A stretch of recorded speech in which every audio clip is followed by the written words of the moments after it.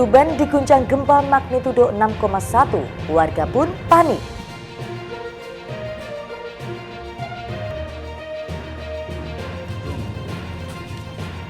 Gempa susulan sebuah rumah dan bekas kantor desa di Tuban ambruk.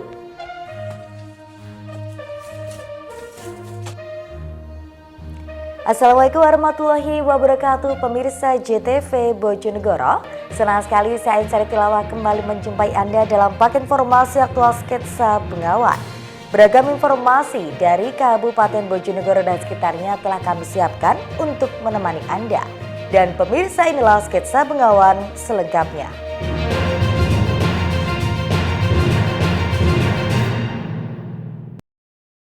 Pemirsa, kami awal informasi yang pertama. Gempa bumi berkekuatan magnitudo 6,1 mengguncang wilayah Kabupaten Tuban pada Jumat siang. Getaran gempa juga terasa di sejumlah wilayah lain di Jawa Timur. Gempa bumi berkekuatan magnitudo 6,1 mengguncang wilayah Kabupaten Tuban pada Jumat siang, tepatnya pukul 11.22 waktu Indonesia Barat. Getaran gempa juga terasa di sejumlah wilayah lain di Jawa Timur. Menurut warga, getaran gempa terasa selama beberapa kali dalam hitungan detik. Gempa tersebut sempat membuat warga di Tuban panik hingga berhamburan keluar ruangan. Meski demikian, hingga kini belum diketahui dampak dari gempa ini. Menurut warga, gempa juga lebih terasa jika dibandingkan dengan gempa-gempa yang pernah terjadi sebelumnya di Kabupaten Tuban. Rasain gempa nggak, Mas? Kerasa, Mas. Berarti di dalam rumah sini kerasa ya? Kerasa. Itu berapa kali sih, Mas? Kira-kira? Berapa ya tadi? Tapi hitungan detik. Itu sekitar pukul berapa? Sekitar 11.30. Tadi sempat panik gak sih, Mas? Iya, sempat panik. Terus apa yang dilakukan oleh warga di sini? Ya langsung ada yang keluar. Tapi sejauh ini nggak ada kerusakan atau apa gitu ya? Nggak ada. Kurang tahu ya kalau di wilayah lain. Sementara itu, Kepala Badan Meteorologi, Klimatologi, dan Geofisika Kabupaten Tuban, Zem Irianto Padama, mengatakan pusat gempa berada pada jarak 132 km arah timur laut Tuban dengan kedalaman 10 km. Gempa ini tidak berpotensi tsunami. 5,82 derajat tentang selatan, 112,32 derajat bujur timur. Pak, gini aja, ini banyak yang telepon, kami save saja, udah langsung otomatis ada di situ nanti, Pak. Iya. Kalau Tidak, potensinya nggak sampai menyebabkan tsunami, Pak nggih? tidak berpotensi tsunami. Pasca gempa tersebut, gempa susulan dengan skala lebih kecil juga terjadi hingga beberapa kali. Berita ini diturunkan, belum diketahui ada tidaknya korban jiwa maupun luka serta kerusakan yang ditimbulkan. Husni Mubarok, JTV, Tuban. Sementara itu, gempa susulan membuat sebuah rumah dan bangunan bekas kantor desa di Kabupaten Tuban ambruk. Kini petugas BPBD bersama sejumlah pihak terkait tengah melakukan pengecekan di lokasi kejadian. Setelah gempa berkekuatan 6,1 magnitudo mengguncang wilayah Kabupaten Tuban, gempa susulan berkekuatan 5,2 magnitudo yang terjadi tidak jauh dari titik pertama membuat sebuah rumah dan bangunan bekas kantor desa ambruk di Kabupaten Tuban pada Jumat siang. Rumah yang ambruk tersebut adalah milik pasangan Ahmad Sulaini, 43 tahun, dan istrinya Nana Nurfaidah, 37 tahun, warga desa Gelagasari, Kecamatan Soko, Kabupaten Tuban. Genteng dan kayu penyangga atap rumah terlihat ambruk menimpa seluruh isi rumah. Tidak ada korban jiwa maupun luka dalam kejadian ini. Pasalnya pemilik rumah langsung lari menyelamatkan diri begitu merasakan getaran gempa. Kepala Pelaksana BPBD Tuban, Sudarmaji, mengatakan hingga saat ini pihaknya mencatat ada 2 bangunan terdampak gempa. Pertama, rumah Pak Sutri di Kecamatan Soko dan sebuah bangunan bekas kantor desa dagangan di Kecamatan Parengan. Hingga kini pihak BPBD bersama pihak terkait masih melakukan pendataan. Teman-teman media, hari ini kita di Tuban mengalami gempa bumi dengan kekuatan gempa yang utama tadi kekuatannya adalah 6,0 skala Richter dan tempat kejadian atau pusat kejadiannya di arah timur laut Tuban dengan pusat kedalamannya sekitar 10 km.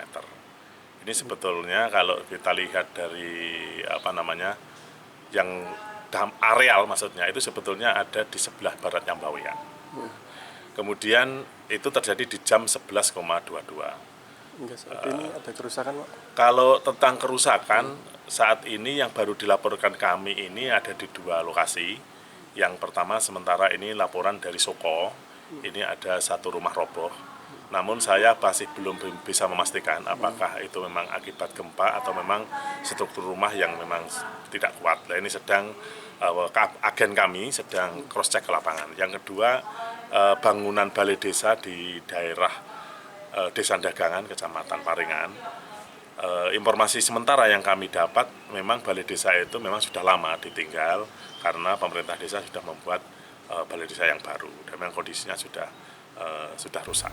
Gempa berkekuatan 6,1 magnitudo yang terjadi di laut utara Kabupaten Tuban tersebut sempat membuat warga panik. Salah satunya seperti yang terlihat dalam rekaman CCTV di Puskesmas Jenu, Kabupaten Tuban. Petugas puskesmas lari berhamburan saat merasakan getaran gempa. Gempa bumi tersebut tak hanya dirasakan warga Tuban dan sekitarnya, namun juga dirasakan warga mulai dari Semarang, Jawa Tengah hingga Surabaya, Jawa Timur. Ziki Muhammad, Husni Mubarok, JTV, Tuban. Pemirsa, gempa bumi yang terjadi di laut utara Kabupaten Tuban dirasakan oleh warga di berbagai daerah di Pulau Jawa. Di Kabupaten Bojonegoro, pengunjung dan pasien RSUD Sumberjo berhamburan keluar gedung saat terjadi guncangan. Gempa bumi dengan magnitudo 6,1 yang terjadi di laut utara Kabupaten Tuban juga dirasakan warga di Kabupaten Bojonegoro pada Jumat siang. Detik-detik para pengunjung Rumah Sakit Umum Daerah RSUD Sumberjo Bojonegoro berhamburan keluar gedung terekam video amatir warga. Mereka lari menyelamatkan diri saat terjadi guncangan. Tak hanya pengunjung, bahkan ada pasien yang juga ikut keluar dan menunggu beberapa menit hingga situasi aman dan kondusif. Salah satu pengunjung RSUD Sumberjo, Fatimatus Zahra 26 tahun mengatakan saat itu dirinya sedang mengantri obat dengan beberapa orang. Namun saat mengantri, tiba-tiba ada yang bergerak sehingga mengakibatkan pusing. Menurutnya saat itu kira-kira getaran tersebut ada 30 detik lebih dan puluhan orang berlari menuju depan rumah sakit. Ada gempa, Mas. Gempa? Iya. Terus para pengunjung gimana? Tadi para pengunjung yang lagi di poli sama di obat itu merasakan kayak ada pusing gitu loh. Jadi semuanya pada turun ke bawah. Banyak juga pasien yang ikut turun ke bawah. Suasana saat itu gimana? Tadi suasananya sangat gaduh karena pada kaget ada lindu. Jadi semuanya pada keluar dan turun ke bawah. Dari data informasi yang dihimpun dari situs resmi BMKG, gempa bumi Tuban memiliki kekuatan 6,1 skala Richter. Adapun titik gempa berada di 132 km timur Laut Tuban atau berada di Laut Jawa dengan kedalaman 10 km. Gempa tersebut terjadi pada tanggal 22 Maret 2024 pukul 11:22 menit 45 detik waktu Indonesia Barat dan tidak berpotensi tsunami. Samsul Alim, JTV, Bojonegoro. Pemirsa, Polres Bojonegoro meringkus 2 wanita pengedar uang palsu. Informasi selengkapnya hadir sesaat lagi.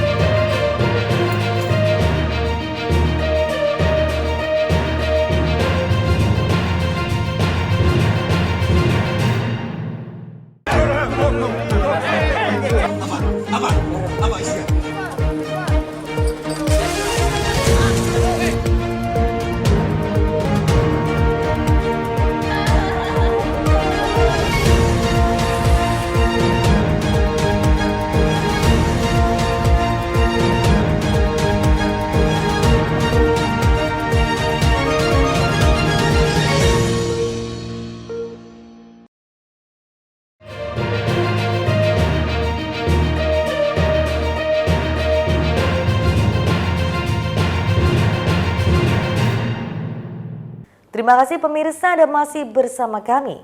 Satuan Reserse Kriminal Polres Bojonegoro mengamankan 2 orang wanita pengedar uang palsu. Kedua pelaku ditangkap usai mengedarkan 50 lembar uang palsu pecahan Rp100.000 atau senilai Rp5 juta untuk belanja di pasar. 2 orang wanita tertangkap basah saat mengedarkan uang palsu atau upal di pasar kota Bojonegoro. 2 wanita itu diringkus Satreskrim Polres Bojonegoro usai mengeluarkan sebanyak 50 lembar upal Rp100.000 atau senilai Rp5 juta untuk belanja di pasar. Kasat Reskrim Polres Bojonegoro AKP Fahmi Amarullah mengungkapkan 2 perempuan yang diamankan itu yakni S 32 tahun asal Kecamatan Sukosewu Kabupaten Bojonegoro dan RJ 32 tahun asal Kecamatan Kota Bojonegoro. Terbongkarnya penyebaran uang palsu tersebut diketahui salah seorang pedagang usai menerima uang pembayaran dari 2 orang yang tidak dikenalnya dengan uang pecahan Rp100.000. Setelah diketahui uang itu palsu, pedagang tersebut pun segera melaporkan kepada polisi. Setelah mendapati laporan, petugas kepolisian langsung bergerak cepat dengan menyisir lokasi pasar Bojonegoro untuk mencari keberadaan 2 orang tersebut. Saat itu kita temukan ada 2 wanita sedang membelanjakan sejumlah uang ini ke salah satu pedagang. Nah, setelah itu diketahui bahwa pedagang ini agak janggal, terus kemudian mengecek kok ini ada yang beda. Nah, dari situlah langsung mereka menghubungi petugas, terus tim gerak cepat langsung mengamankan pelaku. Nah, dari kedua pelaku ini, inisial S dan RJ, kita amankan 150 lembar pecahan uang 100.000 uang rupiah palsu. Yang sudah digunakan berapa, Dan? Yang sudah digunakan berdasarkan pengakuan dari pelaku kurang lebih 5 juta, berarti 50 lembar uang 100.000. Ini kedua pelaku ini saling kenal ya? Kedua pelaku saling kenal, mereka teman satu tempat tinggal. Asalnya uang ini pelaku dapat dari mana, Dan? Asal uang ini berdasarkan pengakuan dari pelaku S, dia punya kerabat atau teman kencan laki-laki yang diketahui melalui sosial media, kemudian berhubungan, terus sebagai hadiah ataupun bahasanya uang jajan lah dikasih ke si pelaku S.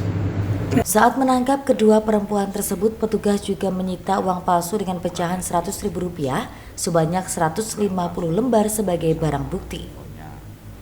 Samsul Alim, JTV, Bojonegoro. Sementara itu pemirsa, keberadaan rumah potong unggas telah selesai dibangun sejak 4 tahun yang lalu. Namun hingga dengan saat ini belum difungsikan sama sekali.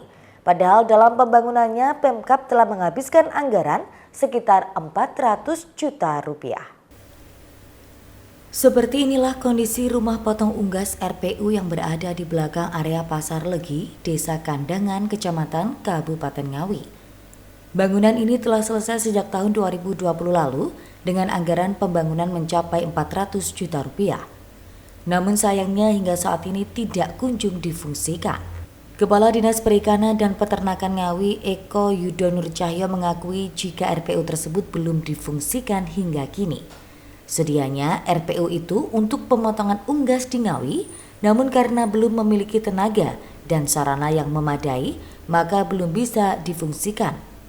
Kondisi bangunan sendiri diakuinya baru 75%, seperti plafon, lantai, serta peralatan masih belum ada. Ia menilai jika operasional RPU juga membutuhkan kerjasama dengan perangkat daerah lain seperti Dinas Perdagangan, Perindustrian dan Tenaga Kerja di PPTK untuk proses pengiriman hasil produksi RPU. Pihaknya mengaku bakal menyampaikan hal nasib RPU pada Bupati untuk kelanjutannya. Hingga tahun 2025 mendatang ditargetkan RPU dapat segera dioperasionalkan. RPU langsung, bukan RPH tapi RPU, jadi rumah potong unggas. Lah itu memang dulu dipersiapkan untuk juga memang kalau ada pasarnya artinya ada yang memotong di situ. Lah ternyata saat ini ini belum memungkinkan. Kita masih bekerja sama secara teknis itu untuk RPU-nya itu untuk jadi tenaga ahlinya kita masih bekerja sama itu. Kedepannya itu tentu karena dulu ada planning, nanti kita koordinasikan, kita segera matur Pak Bupati karena RPU itu tidak bisa dilaksanakan kalau dengan dinas perikanan dan peternakan sendiri, karena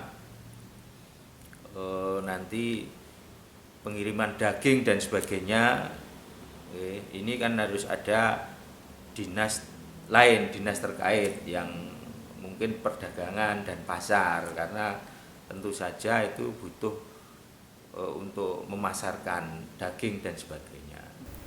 Diketahui proses pembangunan RPU telah selesai sejak tahun 2020 lalu. Pemkab mengalokasikan 400 juta rupiah dalam pembangunannya. Hingga kini hampir 4 tahun bangunan RPU belum difungsikan. Ita Wahyu, JTV, Ngawi. Pemirsa, stok darah di UDD PMI Ngawi masih cukup aman untuk 1 minggu ke depan. Meski begitu, UDD PMI Ngawi terus berupaya untuk meningkatkan jumlah pendonor saat Ramadan yang dilakukan saat malam hari. Hingga saat ini stok darah di unit donor darah UDD PMI Ngawi masih terdapat 295 kantong, terdiri dari golongan darah A75, B60, O130 dan AB30. Jumlah stok tersebut hanya cukup untuk 1 minggu ke depan. Petugas Quality Control UDD PMI Ngawi, Nur Rohim, menjelaskan permintaan darah di UDD PMI Ngawi cukup tinggi setiap harinya, yakni mencapai 30 hingga 40 kantong dari keseluruhan golongan. Diakuinya, meski kondisi stok darah masih cukup aman, namun jika melihat permintaan darah cenderung meningkat, terutama untuk golongan darah B dan O. Terlebih saat ini jumlah pendonor menurun dibanding bulan biasa. Dijelaskannya, upaya mencari pendonor terus dilakukan, yakni dengan mengadakan mobil unit UDD keliling untuk yang ditempatkan di sejumlah pusat keramaian. Kegiatan tersebut biasa dilakukan saat malam hari, serta mendatangi kelompok-kelompok pendonor. Stok darah per hari ini lumayan tercukupi. Jadi kita ada golongan A sebanyak 75, golongan B ada 60, golongan O ada 130 dan golongan AB 30. Tetapi dengan stok ini hanya cukup untuk 1 minggu ke depan.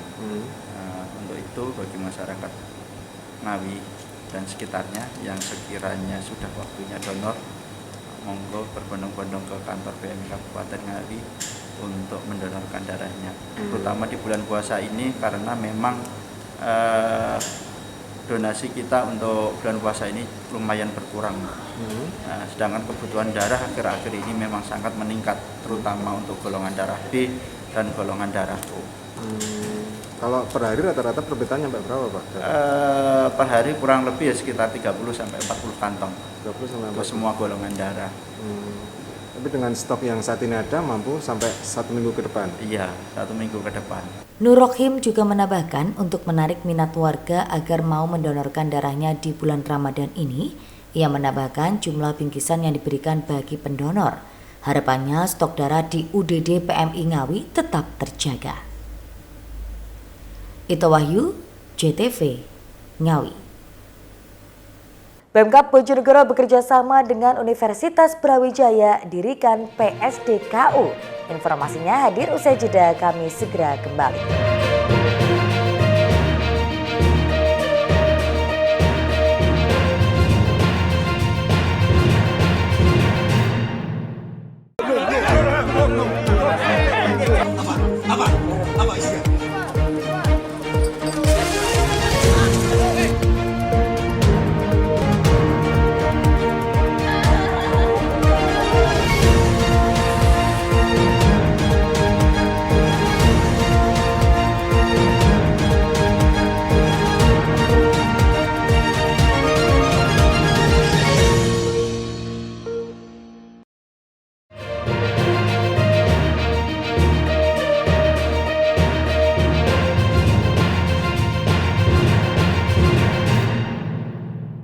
Pemirsa, Anda masih bersama kami. Untuk meningkatkan kualitas sektor pendidikan serta meningkatkan indeks pembangunan manusia, pemerintah Kabupaten Bojonegoro menjalin kerjasama dengan Universitas Brawijaya Malang. Kedua belah pihak merencanakan pendirian kampus program studi di luar kampus utama atau PSDKU di Kabupaten Bojonegoro. Berbagai upaya terus dilakukan pemerintah Kabupaten Bojonegoro untuk meningkatkan kualitas sektor pendidikan dan meningkatkan indeks pembangunan manusia. Terbaru, Pemkab Bojonegoro menjalin kerjasama dengan Universitas Brawijaya Malang untuk merencanakan pendirian kampus program studi di luar kampus utama atau PSDKU di kabupaten setempat. Sejumlah perwakilan dari pihak Universitas Brawijaya Malang yang terdiri dari Wakil Rektor 1, Direktur Akademik, Direktur Perencanaan, Direktur Aset, Sekretaris Direktorat SDM, Direktur Kerjasama, dan Bidang Akademik bertemu dan memaparkan perencanaan tersebut kepada Pemkab Bojonegoro. Selain itu, pihak Universitas Brawijaya juga diajak meninjau secara langsung lokasi sarana di gedung Pusdiklat di Desa Ngumpak Dalem, Kecamatan Dander, Kabupaten Bojonegoro pada Kamis siang. Rencananya PSDKU tersebut akan didirikan di lokasi ini. Sekretaris Daerah Nurul Azizah mengatakan Pemkab Bojonegoro mengusulkan kepada Universitas Brawijaya jika Pemkab Bojonegoro sangat berminat dalam pelaksanaan program studi di luar kampus utama atau PSDKU. Bahkan Pemkab setempat sudah memaparkan kepada tim dari Universitas Brawijaya Malang perihal potensi yang dimiliki Bojonegoro mulai dari SDA dan SDM. Selain itu, Pemkab Bojonegoro juga memiliki sarana prasarana yang dulu tujuannya akan digunakan sebagai kampus, kini difungsikan sebagai gedung Pusdiklat. Dalam pemaparan tersebut, Pemkab Bojonegoro juga mengusulkan sejumlah program studi, diantaranya mulai dari Fakultas Kedokteran, Fakultas Peternakan dan Pertanian, Fakultas Teknologi, dan beberapa fakultas lain. Jika manakala membutuhkan laboratorium untuk menunjang pendidikan, maka juga perlu proses secara bertahap. Sedangkan jika perlu dilaksanakan pendirian PSDKU dalam kurun waktu paling cepat 1 tahun, ada 3 hal yang masih perlu dipertimbangkan saat dilakukan kajian bersama. Salah satunya usulan Fakultas Hukum, Fakultas Psikologi, dan Fakultas Teknik Komputer. Sekretaris Daerah Bojonegoro Nurul Azizah menambahkan, jika memang PSDKU dapat didirikan di Bojonegoro tidak berdampak pada universitas yang ada di Bojonegoro. Hal tersebut lantaran mekanisme penerimaan mahasiswa baru berdasarkan pagu yang disediakan oleh Universitas Brawijaya setiap fakultas. Jika semisal Fakultas Hukum menyediakan kuota sebanyak 5.000 mahasiswa baru, maka akan menambah kuotanya untuk mengisi PSDKU di Kabupaten Bojonegoro. Perihal mekanisme penerimaan mahasiswa baru nantinya akan melalui beberapa tahapan, beberapa jalur seleksi masuk perguruan tinggi secara nasional.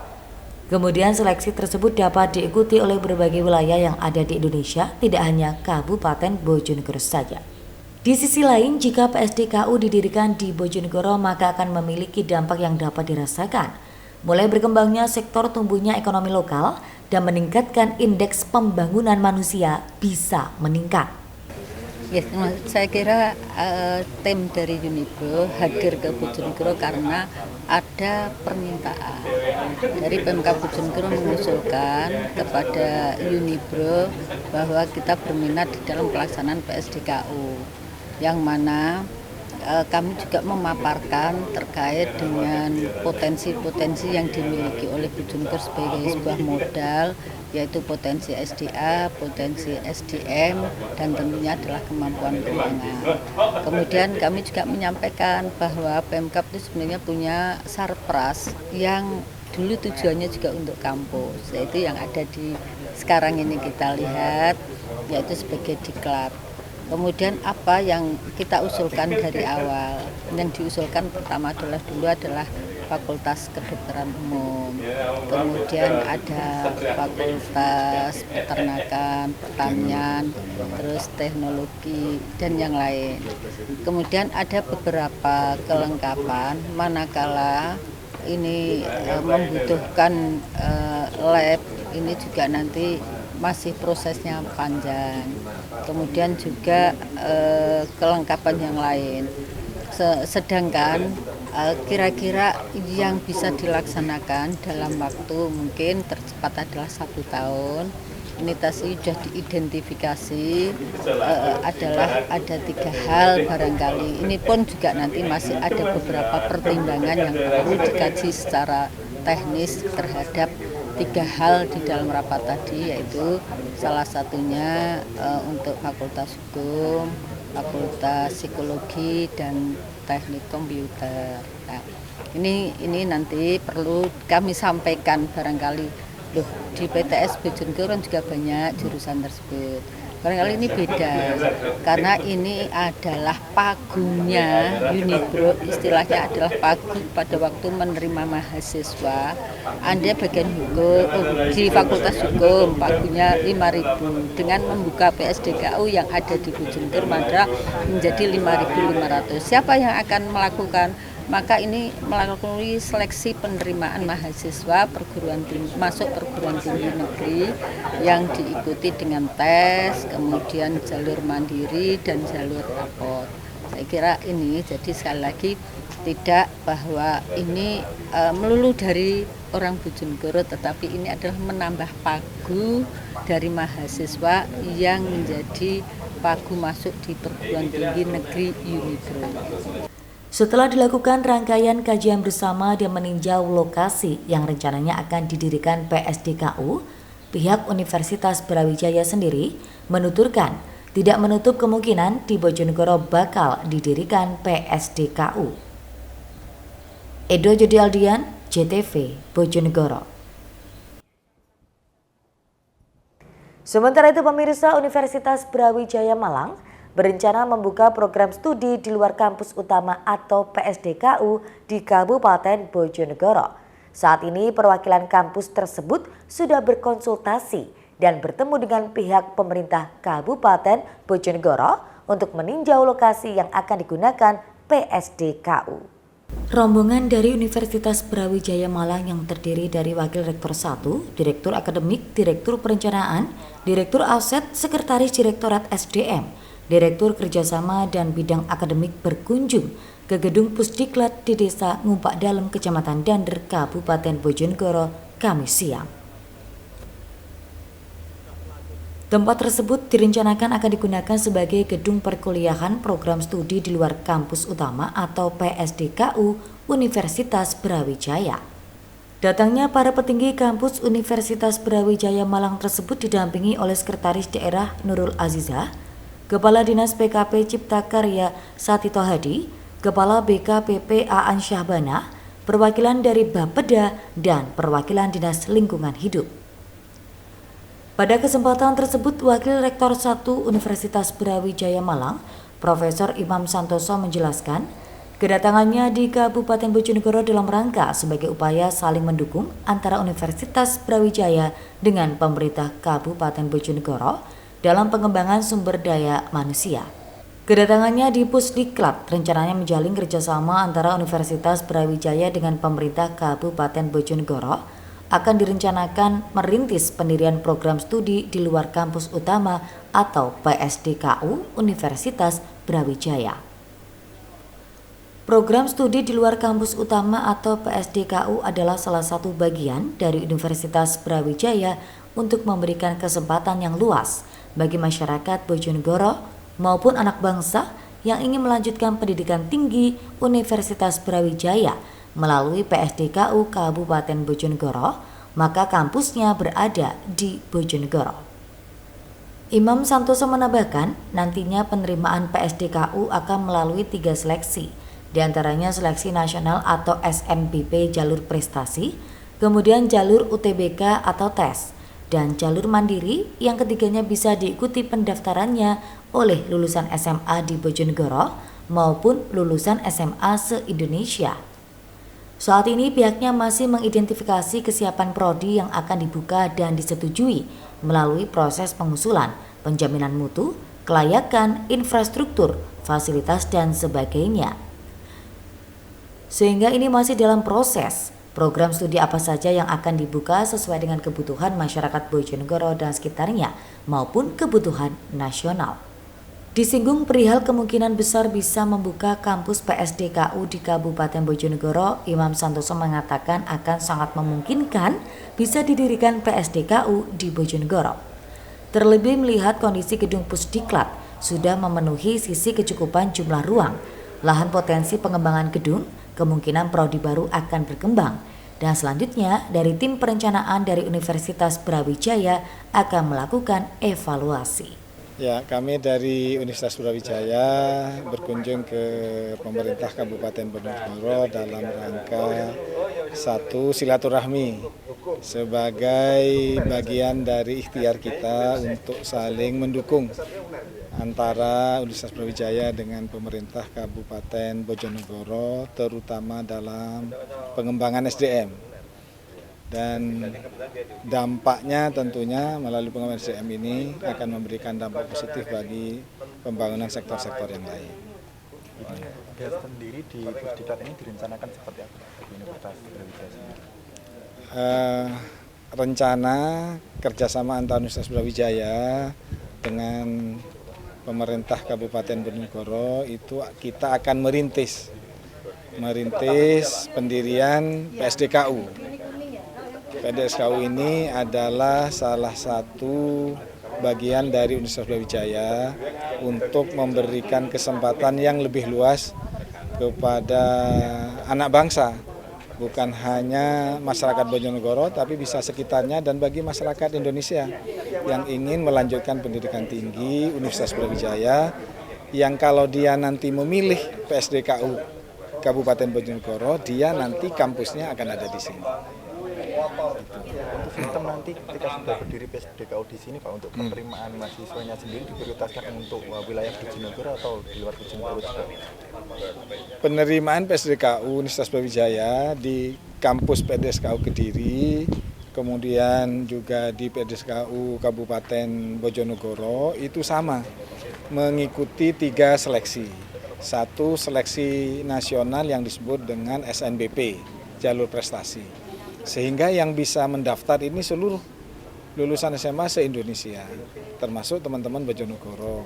Kemudian jalur UTBK tes, SNBT tes, ini juga semua. Kemudian yang ketiga ada jalur mandiri. Jalur mandiri ini juga semua, gitu.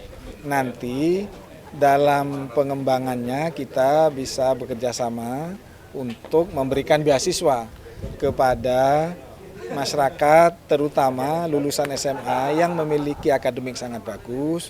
Nanti kemudian kesulitan dari sisi ekonomi, nanti kita akan kerjasama dengan pemerintah Kabupaten Bojonegoro untuk memberikan beasiswa, sehingga tetap ada porsi bagi masyarakat Bojonegoro yang bagus, yang akademiknya bagus, itu untuk bisa sekolah di PSDKU Universitas Brawijaya di Bojonegoro. Wakil Rektor 1 Universitas Brawijaya mengungkapkan, jika nanti berdiri kampus PSDKU, tidak hanya dapat meningkatkan indeks pembangunan manusia, melainkan sektor perekonomian akan tumbuh di sekitar wilayah kampus.